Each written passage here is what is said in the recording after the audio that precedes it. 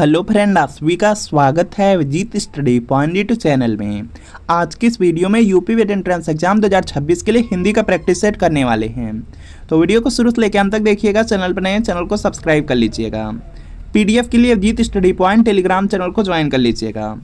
आज की क्लास में हम हिंदी के 40 प्रश्न करने वाले हैं और अगर इन 40 प्रश्नों में से आपके 20 प्लस प्रश्न बिल्कुल सही हो जाते हैं तो आप यूपी वेट एंट्रेंस एग्जाम को काफ़ी अच्छे स्कोर से पास कर सकते हैं। तो आज की क्लास से कितने प्रश्न आपके बिल्कुल सही हुए हैं या कमेंट आप जरूर कीजिएगा। यूपी वेट एंट्रेंस एग्जाम आपका 31 मई को होने वाला, बहुत कम समय बचा हुआ है। और यूपी वेट एंट्रेंस एग्जाम में देखेंगे 200 प्रश्न पूछा जाता है, 400 नंबर का एग्जाम होता है। अगर 250 प्लस नंबर आ जाएंगे तो आपके मनपसंद के कॉलेज मिल जाएंगे। गवर्नमेंट चाहेंगे गवर्नमेंट मिल जाएगा और प्राइवेट चाहेंगे प्राइवेट मिल जाएगा। बहुत सारे प्रश्न प्रीवियस ईयर क्वेश्चन पेपर से पूछे जाते हैं। तो यूपी वेट के लिए आप लोग प्रीवियस ईयर पेपर ले सकते हैं और यहाँ पर देखेंगे 2011 से लेकर 25 तक का पूरे 15 साल का आपको पेपर मिल रहा है। आंसर की के साथ एक्सप्लेनेशन, सॉल्यूशन, व्याख्या सब कुछ रहेगा और इसमें सभी सब्जेक्ट रहेंगे, जीके, हिंदी, रीजनिंग, कला वर्ग, विज्ञान वर्ग। तो वीडियो के नीचे डिस्क्रिप्शन में जाना है, लिंक मिलेगी, लिंक को क्लिक करना है, नाम, मोबाइल नंबर फिल करके सिर्फ 30 रुपये का पेमेंट करना है। जैसे पेमेंट करेंगे तुरंत प्रीवियस ईयर पेपर का जो PDF का डाउनलोड हो जाएगा। इससे तैयारी कर लेंगे, एग्जाम में हेल्प मिल जाएगी। लिंक से परचेज करने में कोई प्रॉब्लम आ रही है, व्हाट्सअप नंबर दिया गया है, इसी व्हाट्सअप नंबर पर लिखना है UP VET entrance previous year paper 8 या 7 लिख करके व्हाट्सअप पे मैसेज कर दीजिए। जैसे मैसेज करेंगे रिप्लाई किया जाएगा। 30 रुपये की पेमेंट करनी है। जैसे पेमेंट करेंगे तुरंत प्रीवियस ईयर पेपर सेंड कर दिया जाएगा। तो चलिए आज की क्लास को कंटिन्यू करते हैं और आज की क्लास का आपका सबसे पहला प्रश्न है, मूर्धन्य ध्वनियाँ कौन सी हैं? तो इसका देखिए आपको सही जवाब बताना है। तो यहाँ पे बेसिकली उच्चारण स्थान आपसे पूछा जा रहा है।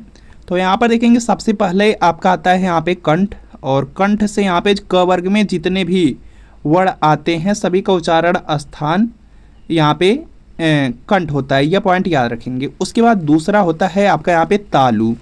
तालु में पूरा का पूरा च वर्ग आ जाता है। उसके बाद देखेंगे आपका आता है तालु के बाद यहाँ पे मूर्धन्य होता है या मूर्धा होता है। यहाँ पे जो आपका ट वर्ग है, ट वर्ग का जो उच्चारण स्थान है वह मूर्धा है। उसके बाद यहाँ पे दंत है, दंत में पूरा का पूरा त वर्ग आ जाता है। उसके बाद लास्ट में आपका है ओष्ठ है, ओष्ठ में आपका आ जाता है प वर्ग। तो आपसे देखिए क्या पूछा गया, मूर्धन्य ध्वनियाँ पूछा गया है। तो यहाँ पर बी वाला बिल्कुल राइट आंसर है। जो भी छात्र इसमें बी वाले को चूज किए हैं वह बिल्कुल राइट हैं। चलिए देखते हैं नेक्स्ट प्रश्न आपके सामने स्क्रीन पर है कि गुनाहों का देवता किस लेखक द्वारा लिखा गया उपन्यास है? तो इसका देखिए आपको सही जवाब बताना है। गुनाहों का जो देवता यहाँ पे उपन्यास है यह धर्मवीर भारती का है। ऑप्शन नंबर ए वाला राइट आंसर है। अगला प्रश्न आपके सामने स्क्रीन पर है, सभी को प्रयास करना है राइट आंसर करने का। प्रयास करेंगे तो राइट आंसर कर लेंगे। निम्न में से कौन सा उपन्यास मुंशी प्रेमचंद का नहीं है? तो इसका देखिए आपको सही जवाब बताना है। मुंशी प्रेमचंद के यहाँ पे जो उपन्यास है उसमें गोदान तो आप लोग जानते हैं, सेवा सदन भी इन्हीं का है, कर्मभूमि भी इन्हीं का है। तो यहाँ पे कौन सा नहीं होगा? तो यहाँ पे डी वाला नहीं होगा, 3 वर्ष इनका नहीं है। अगला प्रश्न है कि भारतेंदु युग कब तक माना जाता है? तो इसका देखिए आपको सही जवाब बताना है। यहाँ पे इसका राइट आंसर हो जाएगा 1850 से लेके 1900 हो जाएगा, बी वाला राइट आंसर होगा। तत्सम शब्द की पहचान कीजिए। तो यहाँ पे इसका राइट आंसर हो जाएगा, देखेंगे जो अष्ट शब्द लिखा गया यही आपका क्या है, तत्सम शब्द है। तो डी वाला राइट आंसर है। अगला है तद्भव शब्द की पहचान कीजिए। तो इसका देखिए आपको सही जवाब बताना है। यहाँ पर देखेंगे जो अमचूर शब्द लिखा गया है यही आपका क्या है, तद्भव शब्द है। तो डी वाला राइट आंसर है। निम्न में से कौन सा अग्नि का पर्यायवाची शब्द नहीं है? तो इसका देखिए आपको सही जवाब बताना है। अग्नि का यहाँ पे जो पर्यायवाची है वह ज्वलन होता है। आप लोग जानते हैं अनल का भी अर्थ आग होता है, तो वह भी होगा, कृषाणु भी होगा, हुतासन भी होगा।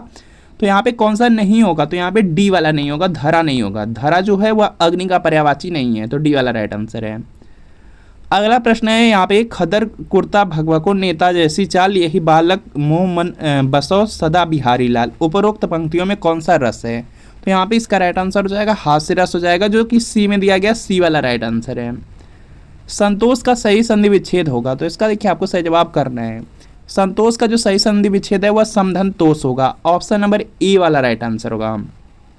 कौन सुमिलित नहीं है? तो इसका देखिए आपको सही जवाब बताना है। इहलोक का यहाँ पे दिया गया, परलोक दिया गया है, उच्च का निम्न दिया गया है यहाँ पे, और इसके बाद देखेंगे सगुण का निर्गुण दिया गया है, गुप्त का रहस्य दिया गया है। तो यही आपका सुमेलित नहीं है। तो डी वाला राइट आंसर होगा। अगला प्रश्न है कि जिसका तेज समाप्त हो गया हो उसके लिए एक शब्द क्या होगा? तो यहाँ पे इसका जो राइट आंसर है वह हो जाएगा निस्तेज हो जाएगा, जिसका तेज समाप्त हो गया हो तो यहाँ पे क्या होगा, ए वाला राइट आंसर होगा निस्तेज। उसने सोचा होगा किस प्रकार का वाक्य है, तो यहाँ पे इसका राइट आंसर हो जाएगा संदेहवाचक। उसने सोचा होगा, यह संदेहवाचक हो जाएगा, सी वाला राइट आंसर है। अगला, आग में घी डालना मुहावरे का अर्थ है, तो यहाँ पे इसका राइट आंसर हो जाएगा क्रोध को और बढ़ाना। आग में घी डालना मतलब होता है कि क्रोध को और ज़्यादा बढ़ाना, ए वाला राइट आंसर है। प्रवास करने वाला के लिए एक शब्द है, तो यहाँ पे इसका राइट आंसर हो जाएगा प्रवासी हो जाएगा। ऑप्शन नंबर यहाँ पे ए वाला राइट आंसर है। प्रवास करने वाला के लिए एक शब्द प्रवासी। किन वर्णों को अर्धस्वर कहा जाता है, तो यहाँ पे इसका जो राइट आंसर है यह देखेंगे हो जाएगा, जो आपका यहाँ पे यह वह है, यह क्या हो जाएंगे, आपके अर्धस्वर हो जाएंगे, तो यहाँ पे बी वाला राइट आंसर होगा। अगला प्रश्न है कि निशांत दौड़ रहा है वाक्य में क्रिया है, तो यहाँ पे इसका राइट आंसर हो जाएगा, इसमें अकर्मक क्रिया है। जिन भी यहाँ पे वाक्य में अगर कौन लगा करके आप प्रश्न करेंगे उत्तर मिल गया तो वहाँ पे अकर्मक क्रिया है। कौन दौड़ रहा है, निशांत दौड़ रहा है, तो यहाँ पे अकर्मक क्रिया है। अगला प्रश्न आपके सामने है कि निम्नलिखित शब्दों में कौन एक पुर्तगाली भाषा का शब्द है, तो यहाँ पे इसका राइट आंसर होगा जो पिस्तौल शब्द होता है वह पुर्तगाली भाषा का शब्द है, तो यहाँ पर आपका ऑप्शन नंबर ए वाला राइट आंसर है। जल संधि किस प्रकार का शब्द है, तो यहाँ पे इसका राइट आंसर हो जाएगा योगरूढ़ शब्द है। ऑप्शन नंबर यहाँ पे सी वाला राइट आंसर है। अगला यहाँ पर है कि शब्द धन 22 पसेरी लोकोक्ति का सही अर्थ है, तो यहाँ पे इसका राइट आंसर हो जाएगा अच्छा बुरा सबको समान समझना। सब धन 22 पसेरी, इसका मतलब हो जाएगा लोकोक्ति है और इसका अर्थ होगा कि अच्छा बुरा सबको समान समझना। अगला है कि रमा ने मिठासता से भरी गीत गाया, शुद्ध वाक्य पहचानिए, तो यहाँ पे इसका राइट आंसर हो जाएगा रमा ने मिठास भरा गीत गाया, जो कि ए वाला है, ए वाला राइट आंसर होगा। अगला प्रश्न है कि गंगा जल शब्द में कौन सा समास है, तो यहाँ पे इसका राइट आंसर हो जाएगा षष्ठी तत्पुरुष है। ऑप्शन नंबर ए वाला राइट आंसर है इसमें। अद्भुत रस का स्थायी भाव है, अद्भुत रस का जो स्थायी भाव होता है वह विस्मय होता है। ऑप्शन नंबर यहाँ पे बी वाला राइट आंसर है। अगला है कि निम्नलिखित पंक्ति में कौन सा अलंकार है, सारी बीच नारी है कि नारी बीच सारी है, कि सारी की ही की नारी है कि नारी ही की सारी है। यहाँ पे इसका राइट आंसर हो जाएगा यहाँ पे संदेह अलंकार, जो कि यहाँ पे बी वाला दिया गया, बी वाला राइट आंसर होगा। अगला प्रश्न है विपरीतार्थक शब्द बताना है, विलोम बताना है अंगीकार का, और अंगीकार का जो विलोम शब्द होता है वह होता है आपका अस्वीकार हो जाएगा, तो यहाँ पर आपका ऑप्शन नंबर यहाँ पे डी वाला राइट आंसर होगा। इसके बाद देखेंगे नेक्स्ट है कि वर्तनी की दृष्टि से शुद्ध शब्द है, तो यहाँ पे इसका जो राइट आंसर है यह देखेंगे हो जाएगा, यहाँ पर देखेंगे हो जाएगा जो चिन्ह लिखा गया चिन्ह शुद्ध है, तो ए वाला राइट आंसर है। अगला शुद्ध वर्तनी वाले शब्द का चयन करें, तो यहाँ पे इसका राइट आंसर हो जाएगा ज्योत्सना शब्द लिखा गया, जो ज्योत्सना शुद्ध लिखा गया वही आपको बताना है। ज्योत्सना दिया गया है डी वाले में, डी वाला राइट आंसर है। यहाँ पे जो डी वाला है यह आपका राइट है, यह याद रखेंगे। जिसकी गर्दन सुंदर हो वाक्यांश के लिए एक शब्द है, तो यहाँ पे इसका राइट आंसर हो जाएगा सुग्रीव बोलेंगे। जिसकी गर्दन सुंदर हो उसके लिए एक शब्द होगा सुग्रीव, यहाँ पे बी वाला राइट आंसर है। निम्नलिखित में से कौन सा शब्द गुणवाचक विशेषण है, तो इसका देखिए आपको सही जवाब बताना है। यहाँ पे दिया गया है निम्नलिखित में से कौन सा शब्द है जो गुणवाचक यहाँ पे विशेषण है, तो यहाँ पे इसका राइट आंसर हो जाएगा आपका यहाँ पे कुछ हो जाएगा, सी वाला राइट आंसर होगा। इसके बाद देखेंगे नेक्स्ट प्रश्न आपका है कि निम्नलिखित में से कौन सा विशेषण संज्ञा से नहीं बना है, तो इसका देखिए आपको सही जवाब करना है। यहाँ पर देखेंगे हो जाएगा आपका दिया गया संज्ञा से नहीं बना है, तो संज्ञा से बनने वाले में दानी चमकीला सुंदर होगा, श्रीमान नहीं होगा, तो यहाँ पे ए वाला राइट आंसर है।